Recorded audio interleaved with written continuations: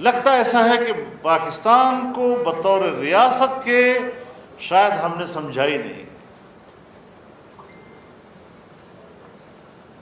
جیسے ہم کو بہت بڑی خوش فہمی میں مبتلا ہے۔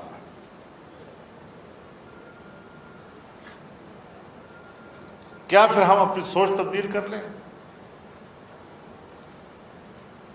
3 باتیں کہی جاتی ہیں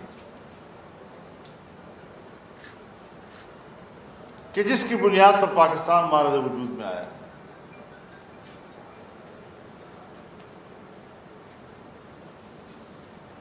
اور پاکستان میں مختلف نظریات کے حامل لوگ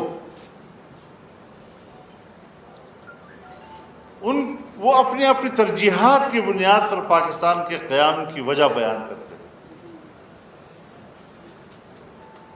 مذہبی لوگ کہتے ہیں یہ اسلام کے لیے بنا تھا، پاکستان کا مطلب کیا، لا الہ الا اللہ۔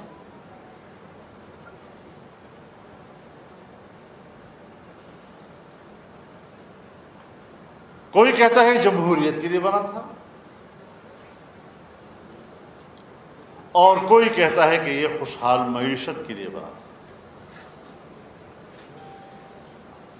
ہندو سے آزادی حاصل کریں گے، انگریز سے آزادی حاصل کریں گے، ہمارا اپنا وطن ہوگا، ہماری اپنی معیشت ہوگی۔ اب یہ خوبصورت نعرے ہیں، 74 سالوں میں نہ تو ہم نے اسلام کو دیکھا، 74 سالوں میں نہ ہم نے جمہوریت کو دیکھا، اور 74 سالوں میں آج جب ہم اس ملک کی معیشت کو دیکھتے ہیں